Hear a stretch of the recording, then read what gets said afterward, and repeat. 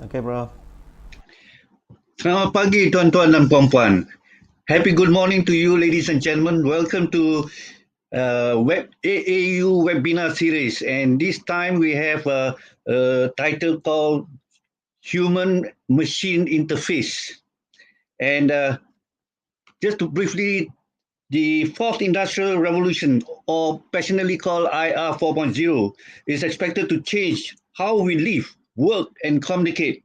Automation, artificial intelligence, robotics, the Internet of Things, 3D printing, nanotechnology, biotechnology, material science, and quantum computing are change agents in IR 4.0. It is likely to change the things we value and the way we value them in the future. According to World Economic Forum, an estimated 65% of kids enrolling in the primary education today will end up working in jobs that haven't been created yet. However, with the outbreak of COVID pandemic in early 2020s, it has been functioning as a catalyst for the implementation of IR 4.0. The pervasiveness of IR 4.0 accelerated by COVID pandemic has passed colossal potential has posed colossal potential for extensive social changes, tension, and erosion of certain values. For example, an increase in automation and widespread use of robotic technology has substantially disrupted the existing structure of labor market and escalated unemployment and has yielded greater income inequalities. Welcome again, ladies and gentlemen. Today we are fortunate to have three speakers for this webinar. First is Professor Dr. Titik Hawa Abdul Rahman, the Deputy Vice Chancellor of AeU University. And the second one is Professor Dr. Latesh Kumar Jaya Dapa. He is a postdoctoral fellow and visiting professor, Quantum Communication Group's Knight Foundation School of Computing and Information Science at Florida International University, Miami. Prof.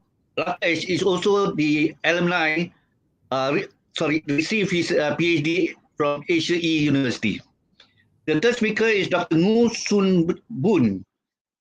He is the Director of Partners and Alliance with Intel Corporation. Dr. Ngu received his DBA from AeU University. So we have two alumni today, and the Dean of School of School of Science and Technology. So I shall moderate this webinar, and in terms of procedures, I shall present the same issues to the three speakers, followed by their responses, and then Q&A. The participant can post their question online, and they will be answered during Q&A session. The subsequent question from me shall be addressed to another speaker on a rotational basis.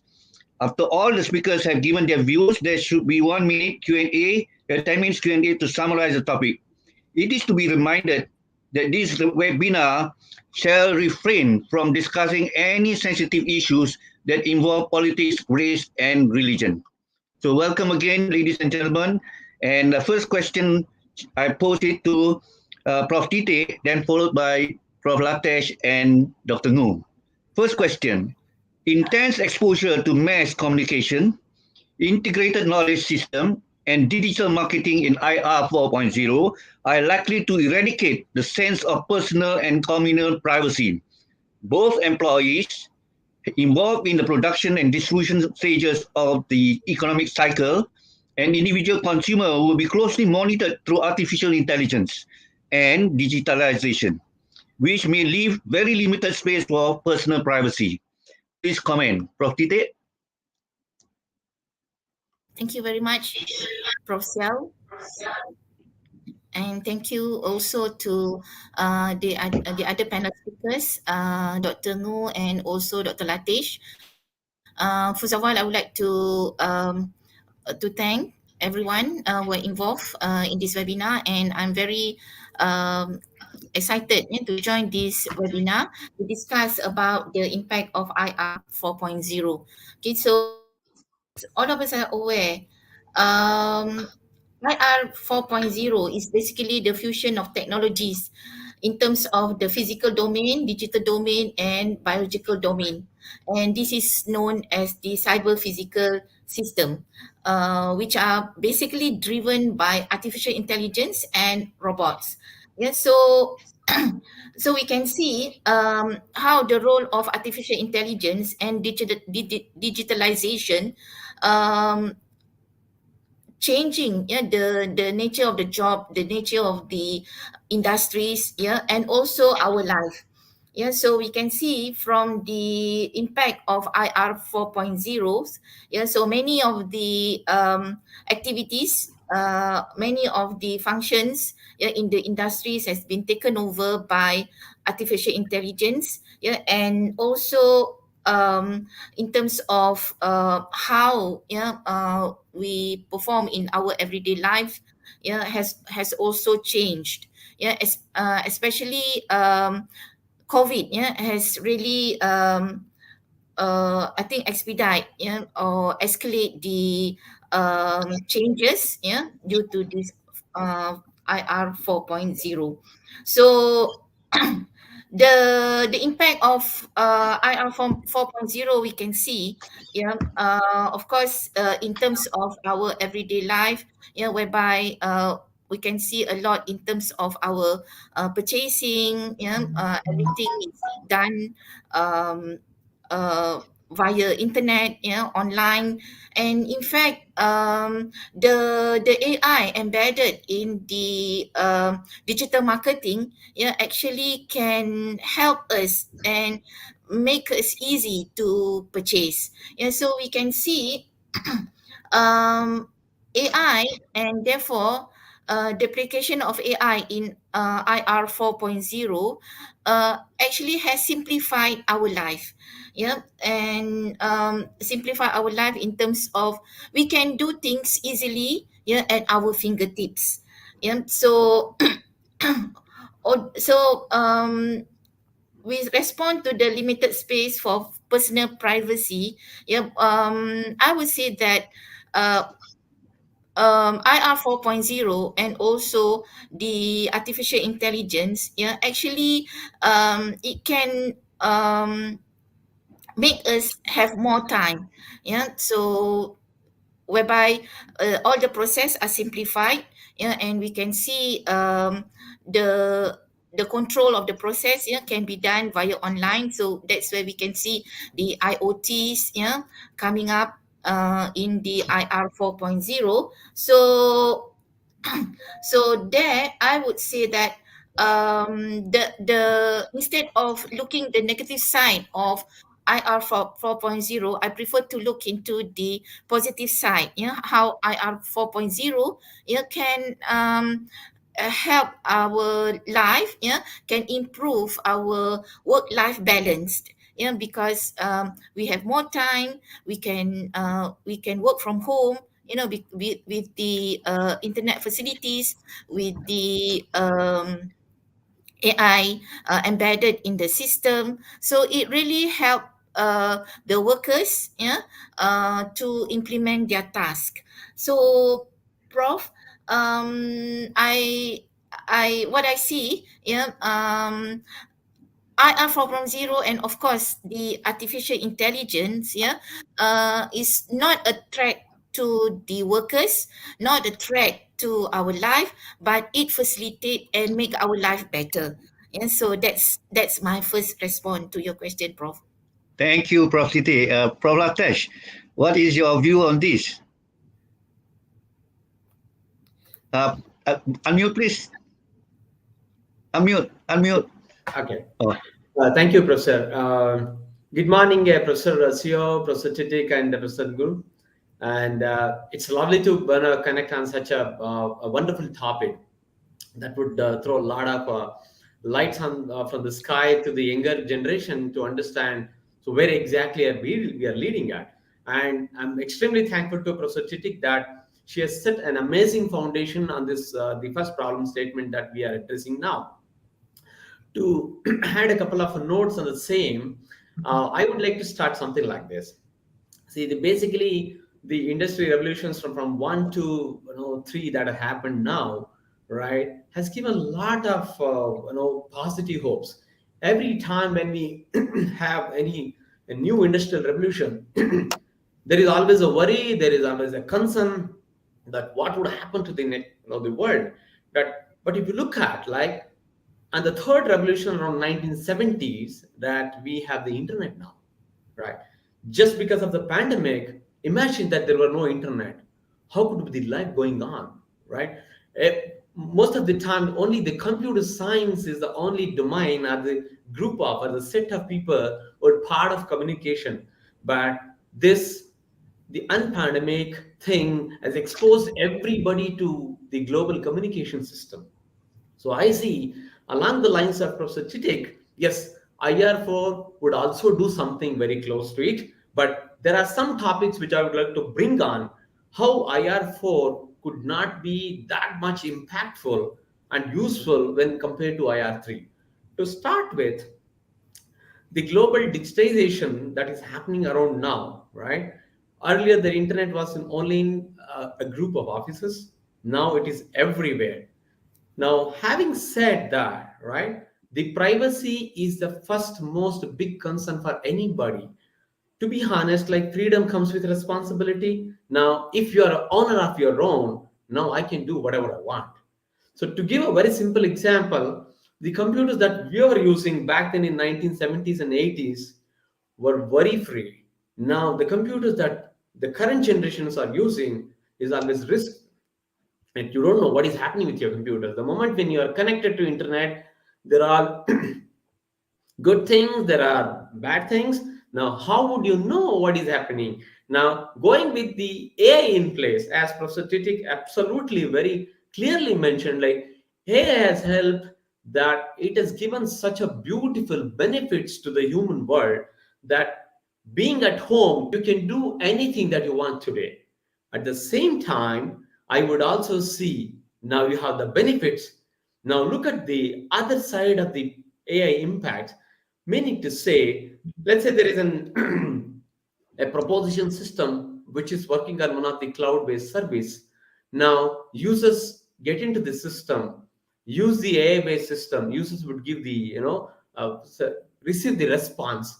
Now, if the data is not clean, if the data is invalid, now you would gonna see the other side of the dark side of the AI as well. Second thing, the computers that we have now and the computers which gonna come in the future, that based on quantum, right? Basically, like the normal computers works on a simple gate, like logic gates, like bit 0 or 1. But in future, it's not ready at the moment, but hell amount of work is going on at the moment in the whole world. Big vendors like Google, Microsoft, DSpark, and many other private companies, they are also working too much of hard along with the research panel to bring on a new set of computers. So when these new set of computers would come, I would say the security would be more strong. But till then, the bandwidth between the IR3 to IR4 would be more risky because of too much influence of the technology that we are hopping up. Now, very recently, I was working with one of the German-based company. Because of the more influence of the artificial intelligence, we found, let's say, right now we are addressing a webinar, right, with a very coreful and a thoughtful problem. Now, using my video, okay, somebody can just use my data set and apply the AI, and then just capture my lip movements, mute my voice, and they can create a head-to-head speech in my name. So that is the capacity of AI as well. So I feel, right, if the IR4 can bring down curbs or to control some much more beneficial factors, which helps in controlling this kind of adversities that are being created by artificial intelligence at the moment, then I think I'd be more happy to say going further, artificial intelligence would take away much more activities and help the humankind in a better way. So that is how I would like to add the notes onto prosthetic and then conclude my thought. Thank you. Thank you, Prof. Latesh. The topic is becoming interesting, and I like to pass on to Dr. Ngu.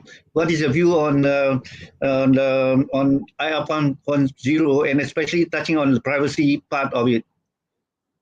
Yeah, thank you, Professor Sel, and also Professor Dr. Titek and Dr. Latish. Very well, articulations of your point of view towards this interesting question.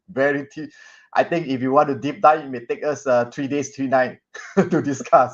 However, in short, in my perspective, the challenge is really real. The personal privacy is closely kind of monitored through many usage of the technologies today. And it's actually happening even before this industrial revolution 4.0. Everything that we do today on the internet, web, serving, are leaving kind of a trace to the provider of the services we use. Like, all the emails, the Google Cloud type of, no, sorry, the cloud emails, all the navigations software, which can't avoid it today. This issue become even more prevailing and awareness, I would say, after this advancement of the facial authentication technology and made famous by AI, artificial intelligence, deep learning.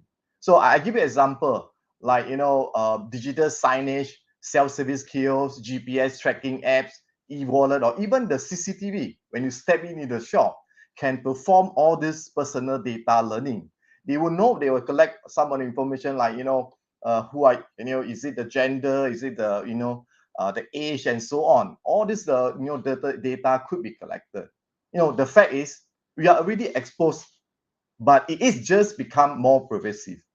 So many governments, such as in Europe, Australia, Hong Kong, or New Zealand, Canada, and many, many more, have implemented the laws to govern the collection of this personal information.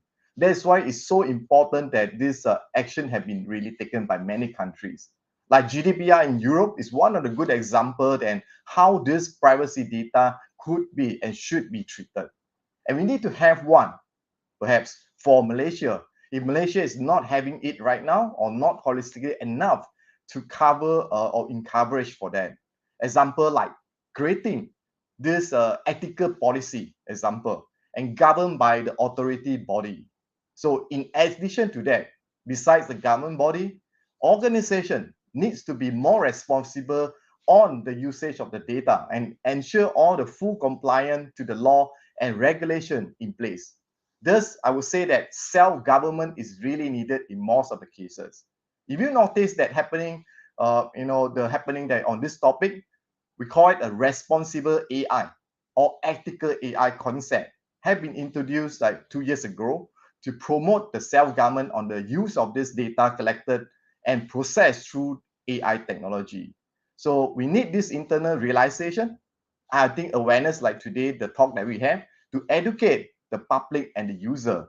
So be a responsible and ethical user when you have the opportunity using the AI and other privacy intruding technology. So I will just conclude my response. If you have the chance to read your study, We can't see. Hold. Okay, personal. Okay, yeah, your personal data is at risk. Okay.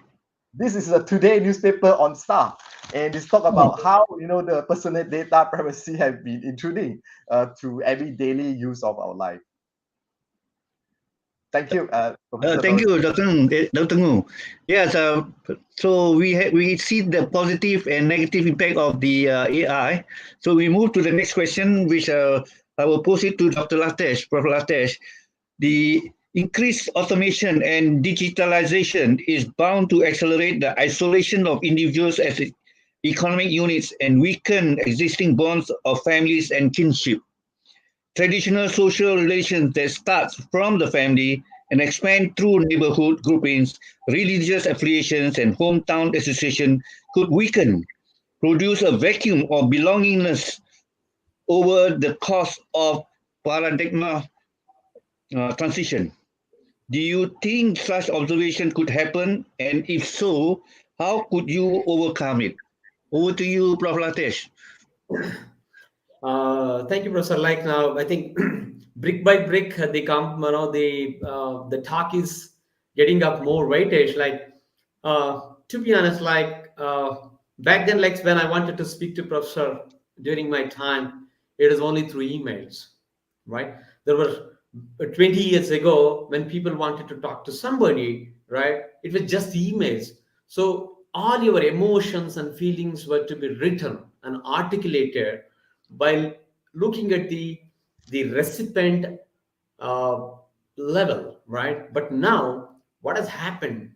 The moment you're all sitting in Malaysia, I'm sitting in India, and somebody from the other parts of the world, the barrier that is reduced by the evaluation of the technology is really good. Now it is the global connectivity has been in seconds. But if you look at the dark side of the global connectivity is basically, right, when we talk to somebody, right, you have the mounted feeling and the attributes that we deliver to a person.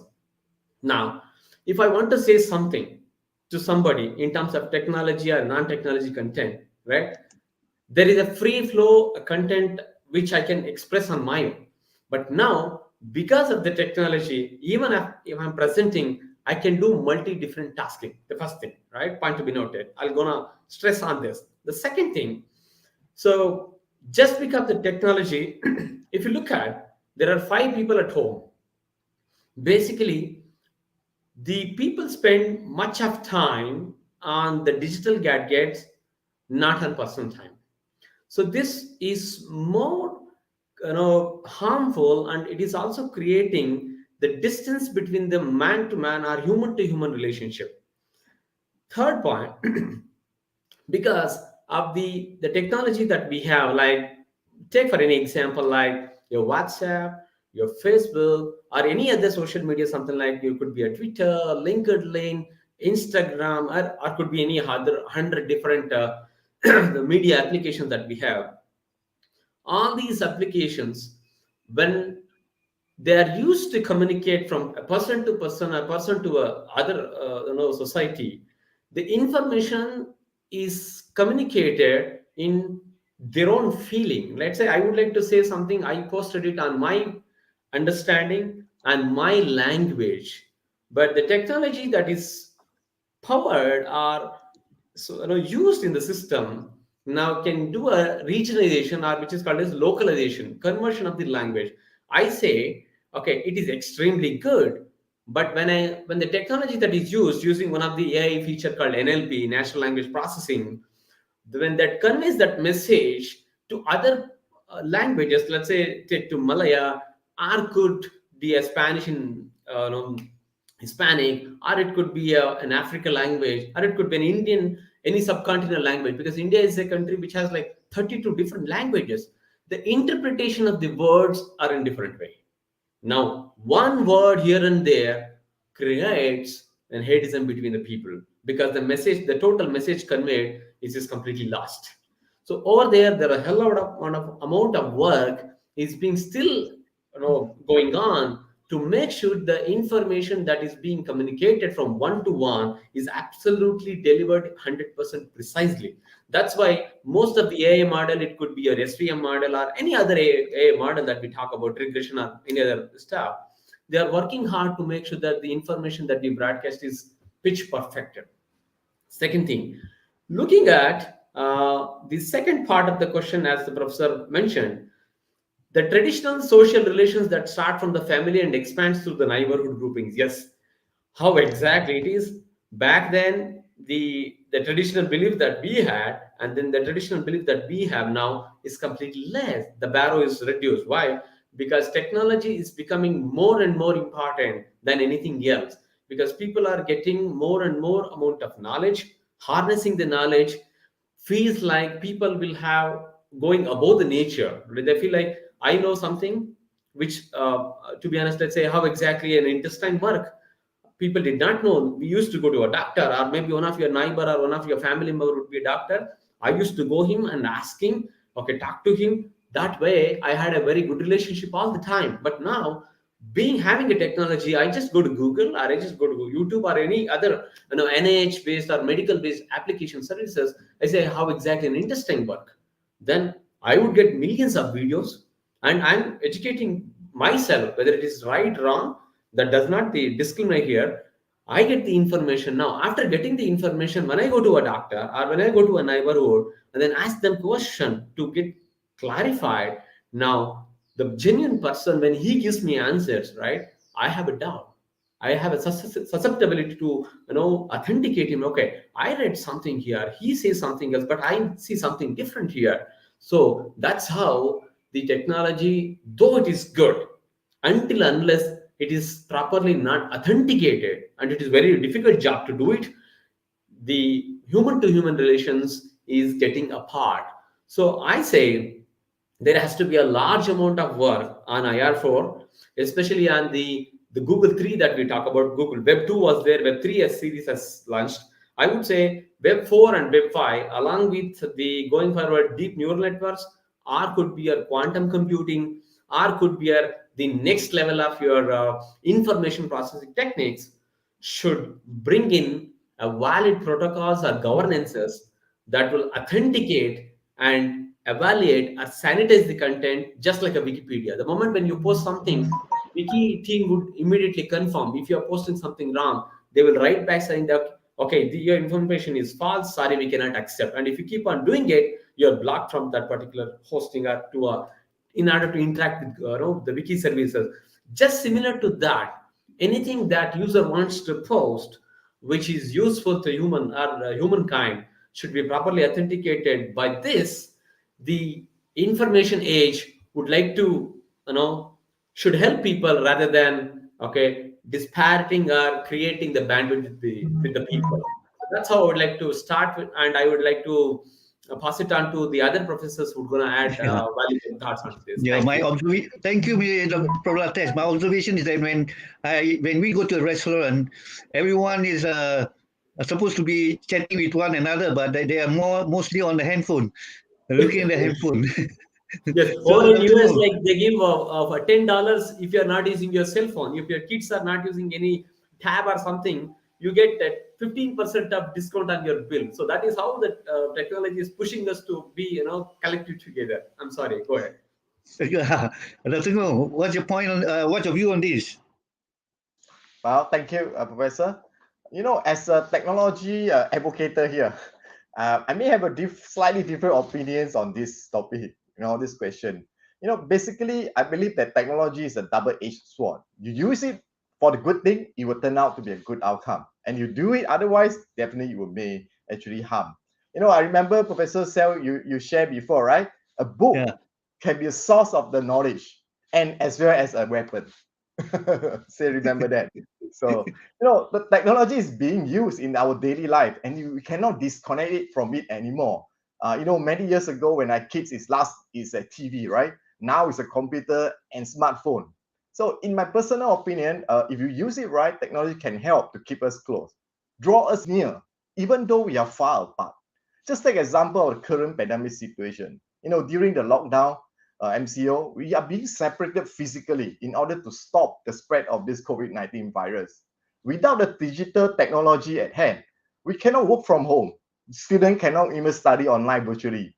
We cannot communicate with relatives, with friends through the video call and social media. We cannot seek for doctors virtually, I would say. Neighborhood community cannot even have a video conference or meeting virtually, just like we to make sure that community is still running. The situation is very funny that I talked to some of my friends and relatives, right? So now the situation is like majority, the people that being quarantined in the room is the people that not tested positive. The other way around. Most of the people outside the room is positive. It means that one or two people have to be locked down in the room because they are negative. And how do we communicate with them? So we're still in the same room, same roof, and we have to communicate through digitally. Without that, I think we cannot survive through. Even now, we are also having this discussion virtually, right? Or else we have to spend a lot of time, money to travel for this 1 hour gathering and the talk. In short, the digitization improve the quality of life for the human beings. If we use it right. Yeah, thank you, Dr. Ngo. Thank you, Dr. Ngo. That is something which we experience now during COVID pandemic. Prof. Tite, Yeah. Yeah. Yeah, thank you very much. I very much agree with Dr. Ngu, because we can see now with the technology, with the internet technology, actually we are making distant people to be nearer, to be closer, but two people who are close to be further away. Okay, so I would say that actually with this technology, with the video conferencings, yeah, actually it doesn't really stop the relationship, yeah, let's say among the community. Let's say for me, yeah, in my community, during the COVID pandemic, almost every night, we have gatherings together via video conferencing. Okay, and in fact um via video conferencing as well, the grandchildren, talk to the grandparents, as if they are facing them. They as if they are talking, physically. So from there we can see, yeah, with this pandemic, how it will improve the digital skills. The grandparents now knows how to use the video conferencings and talk to the grandchildren. And I would like to touch on the education. Um, we at AeU, we are implementing online distant learning. Yeah, and therefore with this pandemic, it doesn't disrupt us. And of course, yeah, we really rely so much, yeah, on the internet technology. Yeah, I myself do the consultation with my PhD students, yeah, almost every night via Google Meet. Yeah, and how our our communication, the response that I give to the student and student give to me can be done almost immediately. Yeah, so we can see that the internet technology actually, the education has to um, move along, with the progress in the internet technology. Having the chatbot, which is AI assisted, it can really make the learning personalized. Yeah, and in fact, personalized learning is the tagline for AEU. Yeah, so I would say the technology now, the internet, the artificial intelligence, everything actually is supporting the education. Yeah, and of course the education industry must move along with the progress of the internet technology, which is assisted by artificial intelligence. Yeah, so I think that's from me, Prof. So IR from 4.0 doesn't make people separated, but it makes people closer. Well, I agree with you, Prof. Tite, because my daughter was positive, and I told her after she recovered. Said this is the first time the same house we communicated by video conferencing.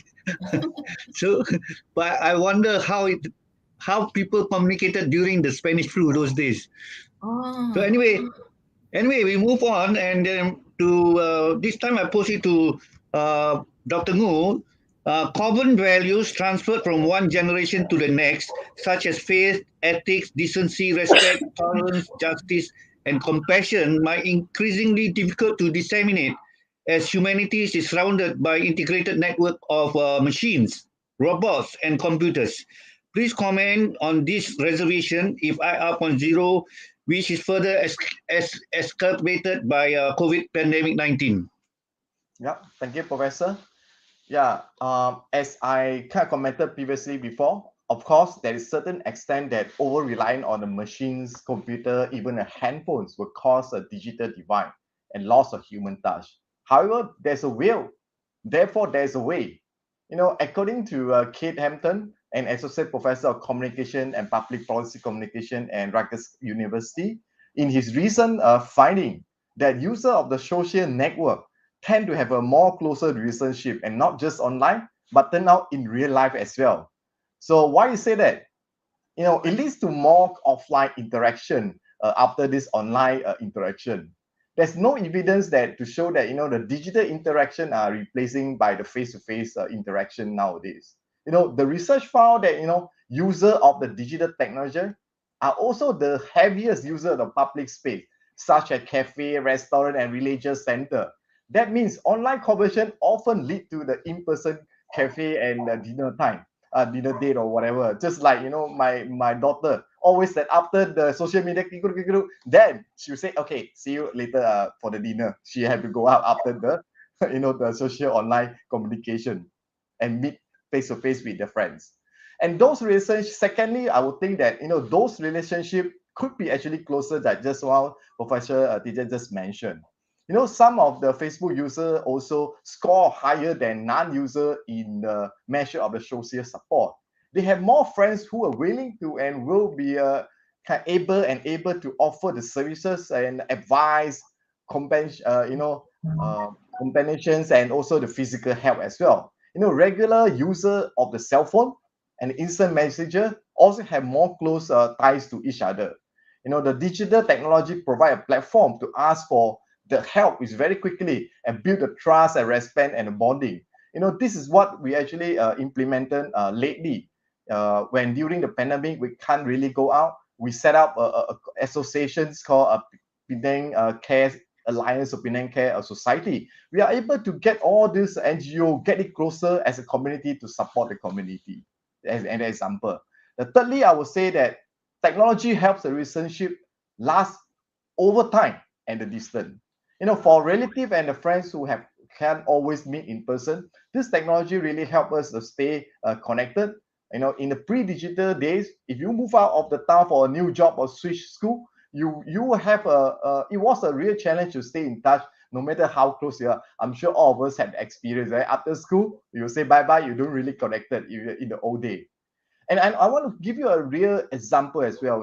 The COVID patient had their last will with the family through the video conference. I personally experienced that with my father-in-law and also one of my uncle as well. I just cannot imagine that without this video conference, we cannot even talk to them at the last minute, right, of the life. Thirdly, I would say that it makes us aware of a group, diversity. In the past, it was easy to assume that all your friends share similar beliefs to yours. But with the social media, we get many more daily peeps into what everyone is doing and thinking. It's good to have a diversity thought and the feedback. It will definitely build the tolerance and the decency with the diversity understanding.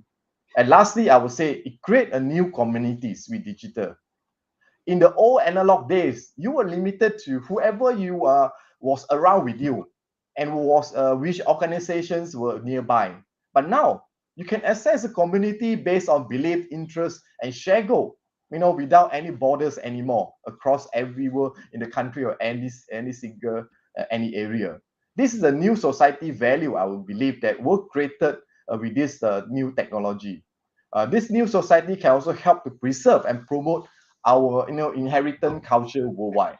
In short, use the technology for your mean. Don't let the technology take over you. You use them and not the other way around. Use the computer to reach out to the people.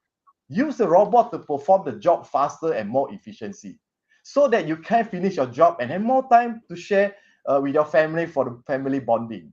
Use the machine to generate higher output or even save your time. Just like instead of queuing in the bank, use the ATM machine. It's a machine. For manufacturing, you can save more productivity at the period a short time, and you are able to make more profit, eliminate the worry about no foreign workers to work for you, with a gain in time and profit.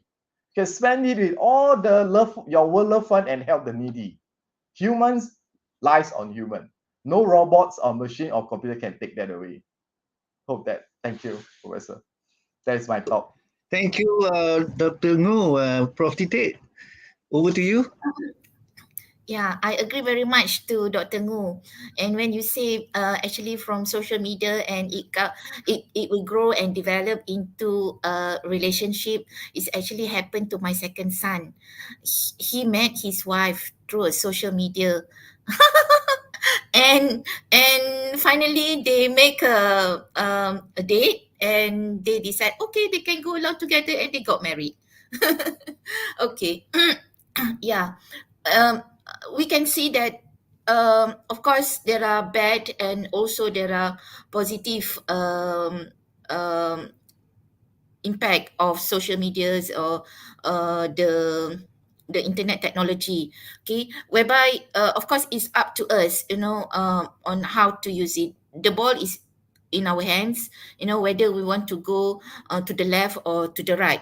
And I can see that, from the social media, from the internet, how it can help us to contribute to the society. For example, for crowdfunding, and in fact, my experience when, because I'm staying in Shah Alam, and the recent flood, the very bad flood in December, and we see how social media plays a very important role in disseminating information about the flood, and also how we can collect the funds, and also help, to be given to the victims of the flood.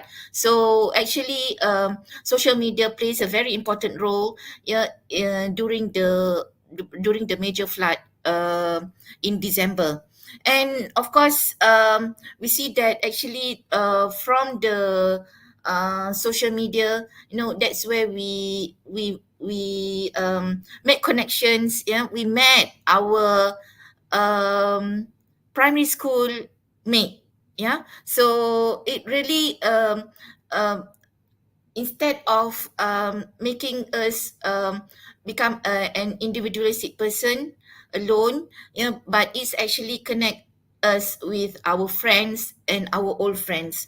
Yeah, so of course, there's a lot. To me, I would still see that um, this the IR 4.0, yeah, actually it helps, yeah, to improve the quality of our life. Yeah, it's not so much of looking that everything robot is working around doing the work for us. Yes, yeah, there are robots there, and many of the tasks now, yeah, being implemented by robots or artificial intelligence. Yeah, but actually it can make the process faster. Yeah, and just like in healthcare, yeah, whereby nowadays in hospitals they are moving towards digitalization, and the um the prescription and everything is now done with the help of artificial intelligence. But of course, the input from the experts is still required. Okay, so we can also see nowadays web the flexible working culture, the gig economy. Yeah, so everything is being made possible via IR 4.0, or the which is the also the IoT. And so I would say that instead of looking at the negative side, there's a lot of positive side of IR 4.0, Prof. Okay, thank you, Prof. Titi. Okay, Prof. Ratesh, apparently there are two sides of the coin now. So, would you like to respond? Absolutely. Both of the Dr. Nagu and then Professor Tiktik have set the stage now. Almost there's nothing left to talk. But I would gonna, since I'm being a cyber expert, I would consider all the points that are expressed by Dr. Nagu and then Professor Tiktik. Yes, I strongly also follow up the way that we have all gone through the pandemic time, and then during the pandemic time, how close this technology has brought us together more than blood, right? I accept that. No, if you look at the other side also, right? Say, I would have a thought like our grandparents, they did not had a super smart an idea of how to use the gadgets. The kids are, I think, by birth now, the kids are coming with gadgets. I personally believe so. You ask 1 year old kid, he is able to do anything, right? He can install WhatsApp, he can do wonders. That is all good. Now, additionally, right? when any technology or any access, when you are connected to internet, you're open, right? When information or the accessibility is in matured hand in a private or a secured area, it is always good. The technology will always help us. If the user, he's the person or the user who is using the device or the technology is immature just for the sake of using it, then you can see a lot of adversities on in this particular context, especially the ethics of the usage. Let's say when you launch a WhatsApp, nobody gives you the ethics. WhatsApp is just makes you to feel comfortable, use it. Facebook makes you to use it. Nobody reads the ethics, right? And how exactly we make the end user to use it. As a father, when my daughter picks up an Instagram or something like that and comes up saying that, hey dad, look here, I have made a new dance move, and like I got close about 51.6K followers. As a father, I would be very happy. Okay, my kid is doing great and she's getting famous outside the world. But did I ever taught my kid, okay, are you on Instagram? Make sure that whom you have to follow and whom you should not follow, and how to use it. What are the pros and cons of using it? This is how a generation to generation we have to pass on the ethics and the protocols how a technology must be used. Yes, I see. According to the Gantt chart report from 2018 end from till 2020 July, right? There were a lot of online frauds that have happened. Why? Yes, everybody uses, but the awareness is very less. I strongly agree with Professor Nu and then Professor Titik saying that yes, we are all connected, but how much of the percentage of the users are matured in what they're doing? Are they aware what they're doing? And especially in the social media side, the online cheating that we have happened, close about 96.17% of online cheatings that have happened. You name a country like Switzerland is such a amazing country and highly forward country because their people are just talking about quantum computing now, right? Switzerland has already implemented their quantum key distribution technique, highly unbreakable cipher-based security system in their banking. It's about 6 years ago. Why now? Now, in such country, the online frauds have happened. Yes. Why?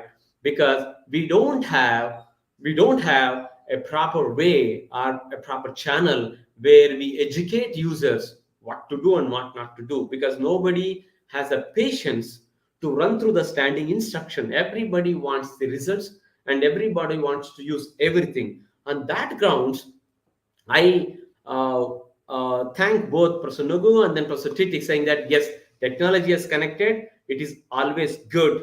But being a security expert, I would always say, what is the attempt and what is the effort that we're all making towards in educating the generation how to use it and how to make it more beneficial, right?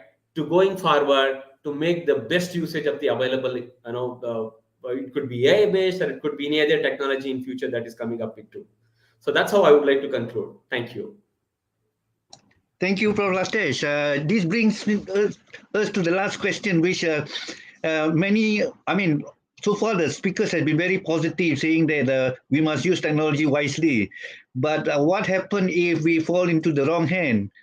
So my next question to Prof. Tite will be, when it comes to policymakers, state agents, and regulators in the midst of all that, how could do how could these stakeholders closely monitor the IR 4.0 development and taking necessary measures to promote national competitiveness without disrupting local social balances and damaging social values? Over to you, Prof. Tite. Okay, thank you very much, Prof. Yes, of course. We are also other than looking at the benefits of IR 4.0 and the IoTs, yeah, or this and the internets. Of course, there are the bad side of it, yeah, whereby we can see um, many reports of scam victims, yeah, many reports on the uh, as I say, people being cheated, yeah, through the internet, yeah, how even through the phone calls, through the WhatsApp and everything, they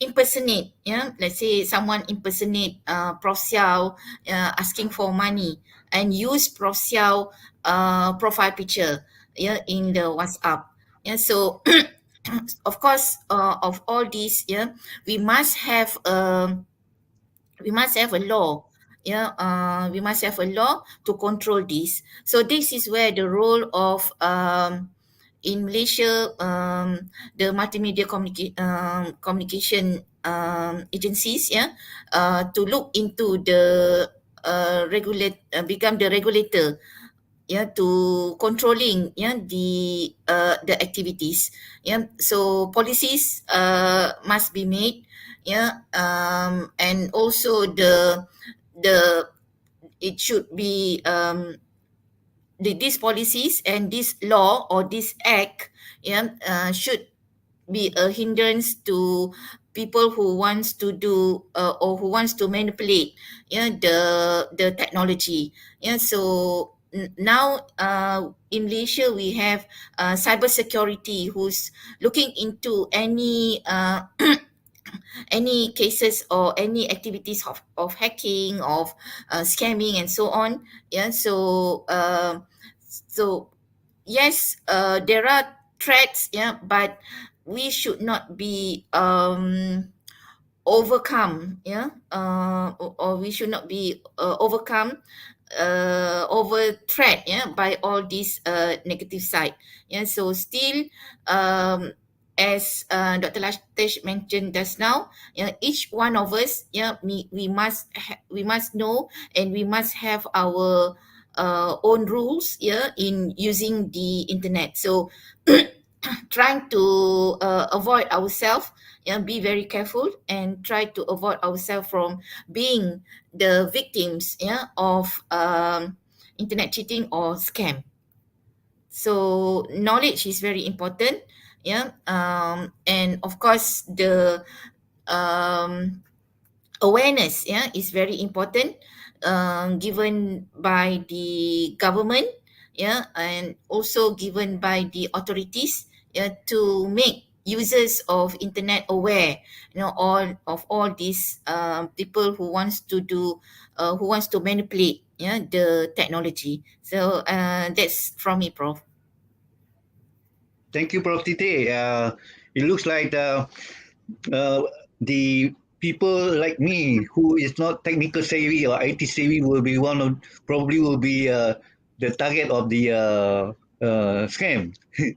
But anyway, we welcome questions from the audience. So far there's no question yet, and I pass it on to Dr. Prof. Latesh to continue with the last question. That is the what uh, how could these stakeholders closely monitor the IR 4.0 development and take necessary measures to promote national competitiveness without disrupting local social balance and damaging social values? Prof. Ratish? Thank you, Professor. Professor Titik, amazing topic that you just mentioned. As I also said, freedom comes with responsibility. Very well said. I would strongly agree with that, Professor thought. Let's say, to an example, let's say I'm there in Putrajaya and I would like to come to AU office. Why is that Google needs my location? My source and destinations are very clear. Why is that Google needs me? So the fundamental question that any technology that we adopt, right, as an end user, I always look at the benefits and services. But as a provider, it could be a country, it could be an organization, it could be a company, right? It has to look at and it has to secure the people, saying that when I allow this thing to work and when I allow this thing to reach to the human world, right? What are the pros and what are the cons? Based on this, an application should be controlled, from the country's perspective, and there are technologies and there are ways to control everything. To be honest, when Google says, okay, I would like to travel from Putrajaya to AU office, right? Google does not need my location. Why? That is only when I'm traveling. Let's say I'm sitting in India and then I would like to find the distance between Putrajaya and AU. Then also Google asks for my location. No, it should not take my data, right? Earlier, Dr. Nugu mentioned, I say that, yes, it is the end user responsibility that how well or how smart I interact with the solution. Now, every end users on the earth are not smart, are intellectual, are prone techies, are very much aware of the sort of technology. Our literacy has been passed to the education levels. Now, who has to control it? The system which applies or which provides these kind of solutions should come up with a standard governance saying that when this application is made available to the humankind or human services, a civic sense and a protocol has to be established saying that this application is limited to only to do this, and if it is beyond that, the application needs to be penalized or has to be controlled in a way where people will get aware of it. And any action that you take on any sort of digital media, it never get publicized. In the recent, very in the recent, and one of the leading account of Biden was stopped. Twitter only makes an announcement saying that why the account of Biden was closed for some time. And soon after that, the account of Trump was shut down for some time. This is only specific to that. Now, what has exactly happened? Nobody reveals it, right? How an end user, I know I would be very happy passing that message to the next group of my people in my network. Hey, look at here, like Biden's account is stopped, or probably Dr. Latesh's account is passed. But why? What is the reason? What happened to it? There is no disclarity, or there is no clear-cut information on that side. Additionally, let's say any application, whether it is IoT connected or it could be your device connected, or you are connected to any other services. As Professor Titik was mentioning, the health services specifically here at Germany, there is a company called AirWatch, which keeps sensors in the patients. And then, as and when the patient moves around the hospital, the complete information is available to him, and because of his timely treatment, all these things can be given. Now, what is the guarantee this information is not leaked, right? So, where is the sensibility is maintained? So, on these areas, right, when information becomes more and more and more, controlling becomes more tedious and more difficult. That is the reason every organizations, when they use it to a smaller scale, a medium, or to a larger scale, appropriate governances should be placed. And before releasing or before making a product available or a solution or a technology available to the human world, the company and an organization must do a lot of information broadcast on the good side and the bad side and the use cases and how to use and what not to be done with that particular services. By doing this, by giving lots of information about the technology before it reaches to the common man, right? Yes, certainly we can create a larger awareness.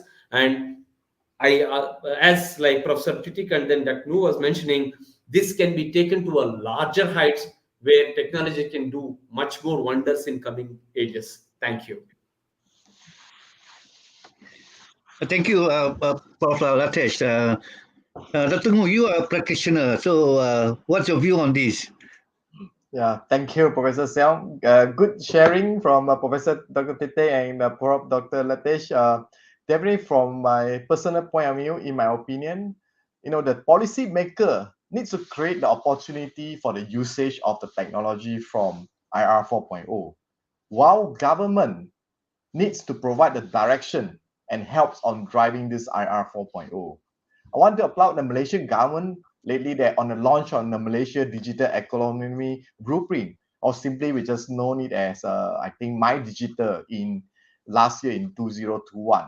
which outline the strategy of the government to capitalize on the various technology domains of IR 4.0, how to turn it to power the digital economy of the nation. This is one of the very good examples the governments can capitalize the transformational opportunity brought forth by this technology.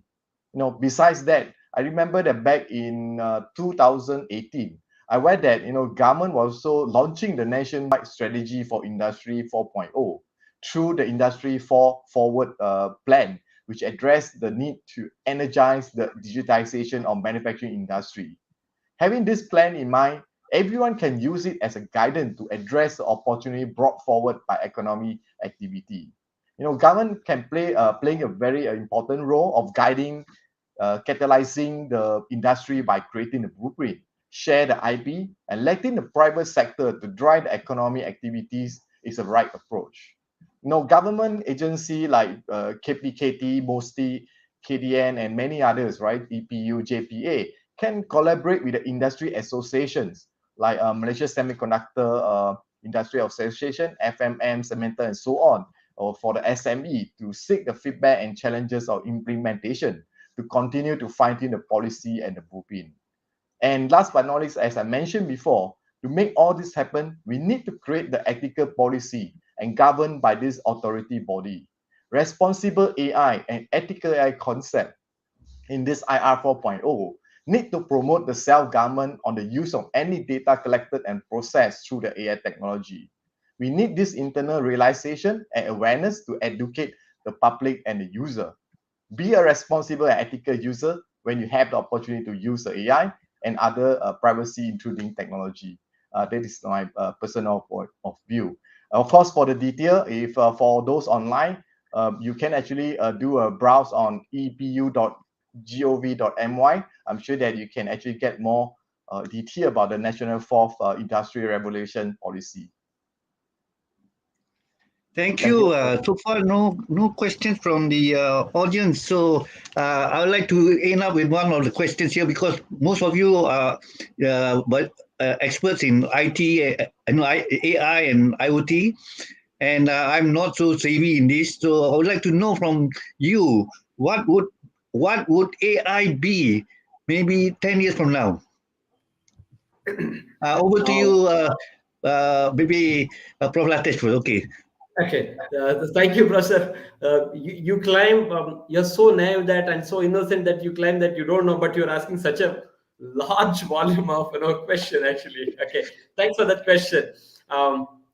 See, back then human intelligence, and then now artificial intelligence. Then going further, I see there is something called natural intelligence. So what exactly natural intelligence? Right now, I am training the system using the AI. Okay, we are creating the data set. I am training the data set. Now the data becomes the master. He does all the job for me. Going further, right?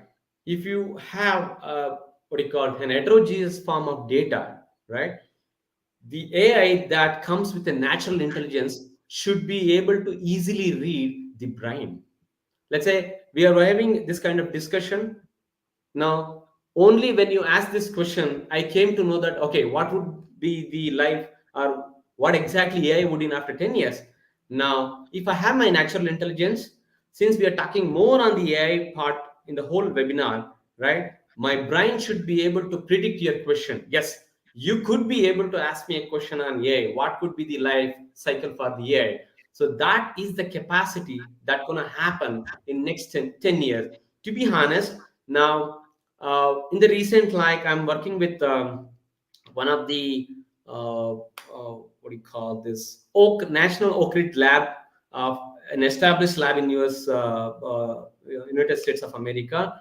Over there, we are working on a small component on how to read the communication that happens between two elements, right? We send a light, but most of the physics, to be honest, at now will only say there is a light node emitted and it goes all the way to the destination, but we don't know what happens inside. And many signs, and for the ages, people have talked about it. By using AI, right, now we can say the quality level of the individual emitted node of the light particle, and if there are some distortion, even the distortions can be sensed. This is one on the technological side. If you look at the finance side, let's say if you're spending like 1,000 MOR for a month, right? Further in 10 years by now, I would say, right, you have only this much, and what could be your expenses, and how much you're going to earn by spending this much. Such kind of a what do you call an enumerated learning systems can be developed only when you be put not only by data, by adding the natural intelligence to it. There are different learning models, but those learning models are not enough. Yes, when we have the basic STEM education system putting on AI, yes, there is a lot gonna come, especially on the security and the quantum computing side. Over to Professor Titik and then Professor Guru. Thank you. Thank you. This is frightening me too. So, Dr. Ngô, what's your view on this? Unmute, please. This is like ask us to predict those what happened in 10 years time. Okay, I give an analogy. Like 10 years ago, if you ask people about what is the possibility of using the broadband technology, a lot of people cannot imagine what can 5G use to realize a lot of usage model. And right now, I think a lot of people are really appreciate the bandwidth that require running on the 5G, right? So I assume that in the next 10 years, the evaluations will be continued to go on. Before I talk about that, I wanted to quote a terms I always like to use. I'm sure a lot of people know IoT devices, right? And if you just imagine, IoT devices is a source of the data to generate the data. All the device that you use, whether your washing machine, whether your fridge that connected, whether your ATM machine, the source of the data. And you just imagine the data generated is a few of all this data generated, and the cloud is the engine that really process on all these things. And in simple term, the AI is the inside of this output. So hope that you can imagine that from the IoT data source to the cloud, to you generate all the data, and AI is important to generate the insight or knowledge, and also the information that require as an insight to determine what is the output looks like. So with that kind of concept, in the next 10 years time, a lot of new technology, I will quote example of one of the usage called metaverse. I'm sure that some of you may have heard about this terminology. It may not be mature now, but I believe that IoT 4.0 will continue to evolve with all the broadband connectivity getting stronger, more performance on all the IoT devices, more data generated, more AI algorithm have been actually implemented to create more insight and usage model. I'm sure that it will be continue to evolve, become a new world for the metaverse as well. Thank you, Dr. Ngô. And Prof. Tite, you are a researcher yourself in AI and so on. So what is your prediction on this? Amir, please. Okay. Thank you very much, Prof. Xiao. Yes. Okay. When we talk about artificial intelligence, it is an artificial whereby the knowledge is actually comes from human. Okay. Whereby the one who developed, the one who trained the artificial intelligence is actually human. If we look 10 years ago, the AI was based on artificial neural network, how our brain works. But the network is not that complicated. If you look at the hidden layer, okay, it is like 2 hidden layer, or even if we go to 3 hidden layer, the computation is very, very complex. But now currently people are talking about deep learning. Okay, which means that the researchers are now looking more and more on how human brains work. So when we talk about deep learning, and which means that the hidden layer is more, so we are actually talking about how our brain is working into a deeper layer in the brain. Okay, so what I see, if we want to make the artificial intelligence is so intelligent, it has to emulate or it has to imitate a human being. Okay, so that's why if we do research in artificial intelligence, yes, we have deep learning, which emulates how the brains work. Okay, we need to involve artificial immune system, how the immune system protect the body. So artificial immune system is another area of artificial intelligence. And now coming up is the endocrine. So artificial endocrine system. So I've read if we can combine these three, we can make the system so intelligent. Yeah. So the thing is, it's all back to the human. Okay. So it's the intelligence of human to make or to come up or to research into these new technologies, yeah, to make the system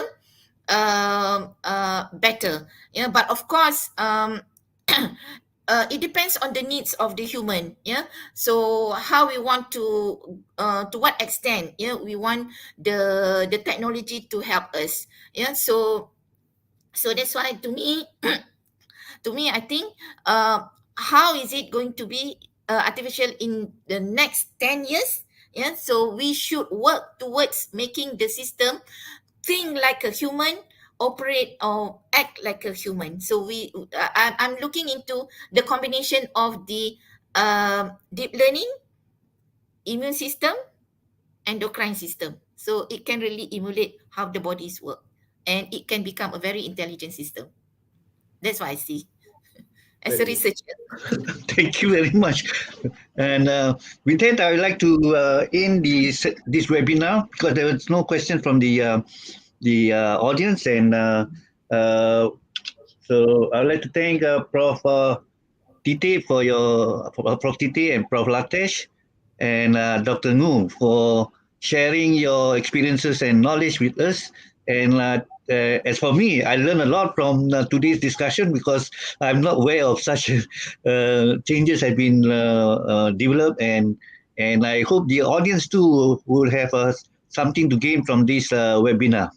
So and I hope all of you would be safe, stay safe from COVID and so on.